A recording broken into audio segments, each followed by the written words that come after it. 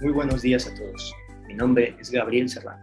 Soy psicólogo general sanitario y en el podcast de hoy voy a hablaros acerca de los trastornos de alimentación, también conocidos por sus siglas TCA.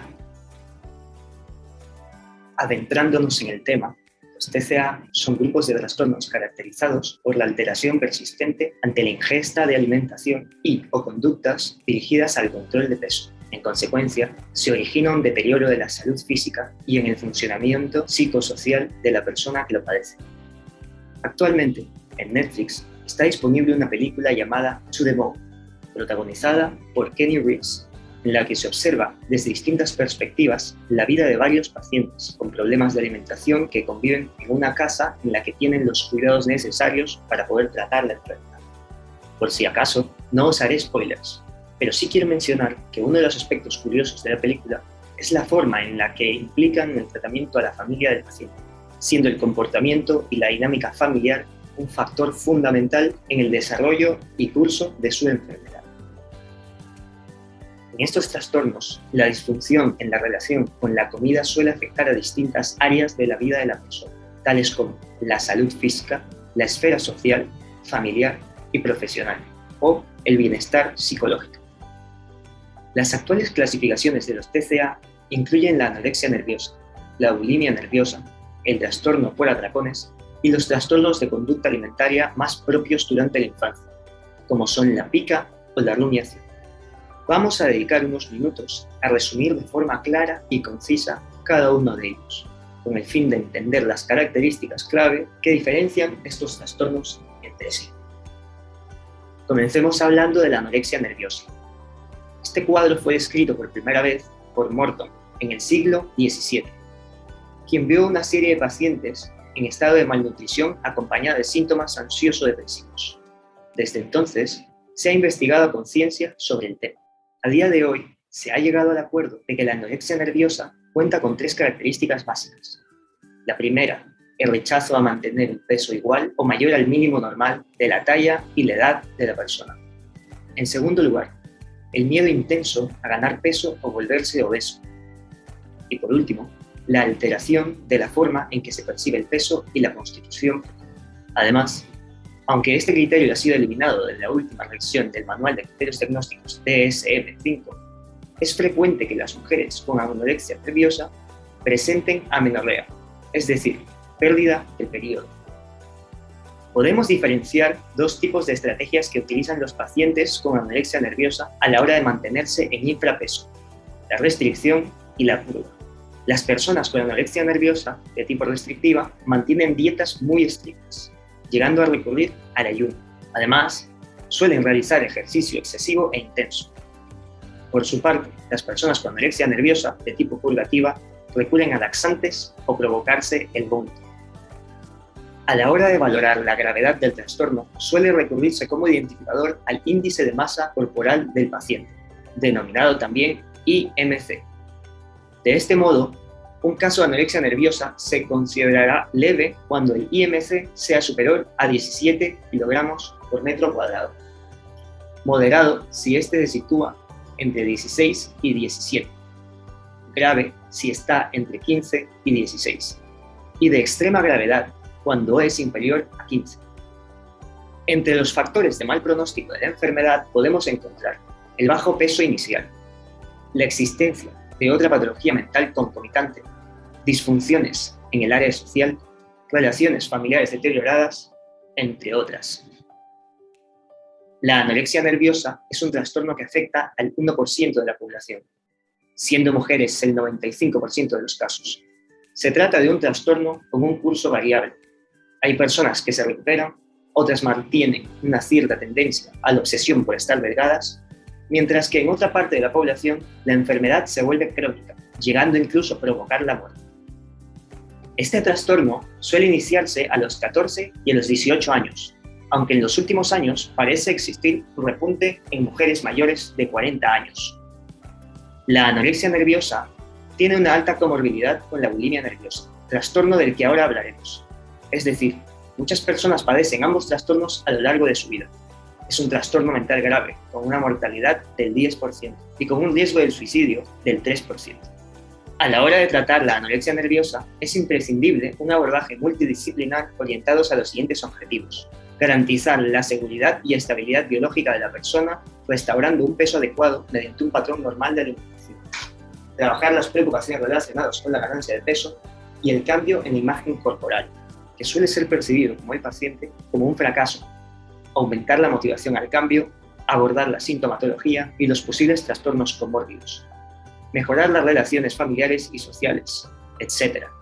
Además, la terapia familiar suele ser efectiva en pacientes con corta historia de enfermedad, generalmente adolescentes.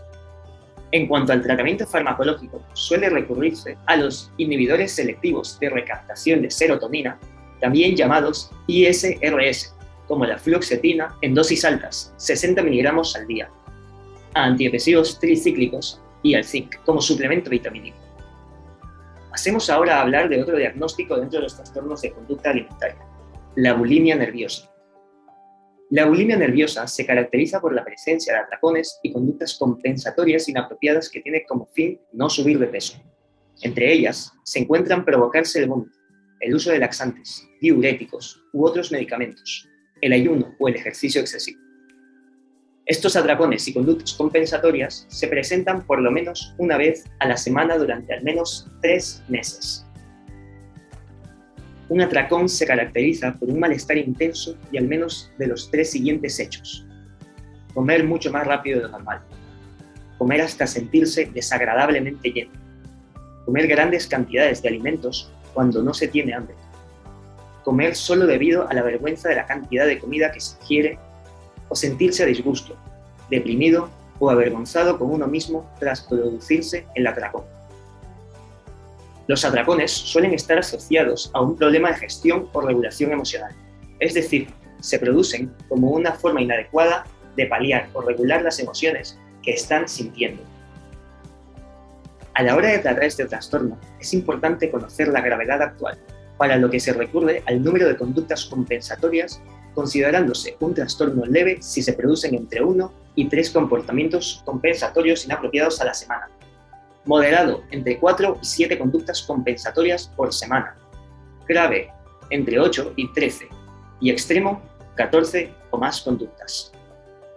Al igual que ocurre con la anorexia nerviosa, podemos diferenciar 2 tipos de bulimia nerviosa: la bulimia nerviosa purgativa, en la que se recurre a diuréticos, laxantes o provocarse el vómito, y la bulimia nerviosa no purgativa, en la que se recurren a otras conductas inadecuadas, como el ayuno o el ejercicio físico intenso.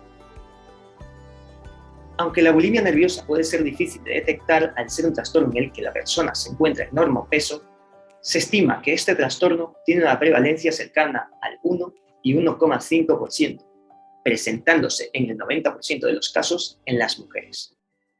Su inicio se produce al comienzo de la edad adulta. Algunos signos físicos para poder detectarla son la pérdida de esmalte dental provocado por el vómito, el aumento de glándulas salivales y la aparición de signos de Russell en la mano, marca que se origina en los nudillos de la persona, causa de los reiterados intentos por inducir el vómito. A la hora de abordar la bulimia nerviosa, se recomienda recurrir a un tratamiento multidisciplinar con el objetivo de normalizar el peso y la alimentación. En el ámbito de la psicoterapia, el tratamiento de elección es la terapia cognitivo-conductual de Fairbairn, quien desarrolla un tratamiento para las personas que padecen este trastorno dividido en 3 etapas: cambio alimentario, intervención cognitiva y prevención de recaídas, con una duración aproximada de entre 20 y 25 sesiones. Junto al tratamiento psicológico, se puede recurrir al tratamiento farmacológico, en concreto al uso de antidepresivos inhibidores de la recaptación de serotonina, o también llamados ISRS. Otro trastorno de la conducta alimentaria es el trastorno por atracones. El trastorno por atracones se caracteriza por episodios recurrentes de ingesta de una cantidad de alimentos claramente superior a la que la mayoría de las personas ingerirían en un periodo de tiempo similar, y se acompaña de la sensación de falta de control sobre lo que se ingiere durante el episodio. Estos episodios se producen, de promedio, una vez a la semana durante al menos 3 meses. A diferencia de la bulimia nerviosa, estos atracones no se acompañan de conductas compensatorias inadecuadas. Para el tratamiento psicológico de estos pacientes, actualmente existen diversas terapias, como por ejemplo, la terapia cognitivo-conductual, la terapia interpersonal, la terapia de conducta, en la que se practican estrategias conductuales para perder peso, la terapia de autoayuda o la terapia dialéctica conductual. Respecto al tratamiento farmacológico, se recomienda utilizar antidepresivos ISRS para ayudar al paciente en la regulación de su estado de ánimo, aunque la evidencia de la eficacia de este tratamiento se encuentra aún en fase experimental.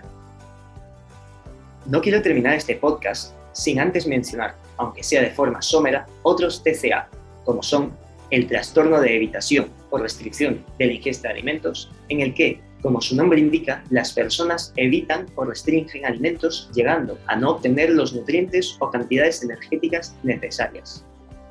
La pica, el trastorno que suele aparecer en edades tempranas y se caracteriza por la ingesta persistente de sustancias no nutritivas y no alimentarias, como por ejemplo jabón o papel. O el trastorno de rumiación, caracterizado por la regurgitación de la comida previamente ingerida. Tanto la pica como la rumiación se encuentran con mayor frecuencia en pacientes con diagnósticos del neurodesarrollo. Y hasta aquí mi resumen sobre los distintos trastornos de la conducta alimentaria. Espero que este podcast os haya ayudado a aprender un poco más sobre los trastornos de conducta alimentaria. Muchas gracias por escucharnos y permanecer atentos a nuestro siguiente programa.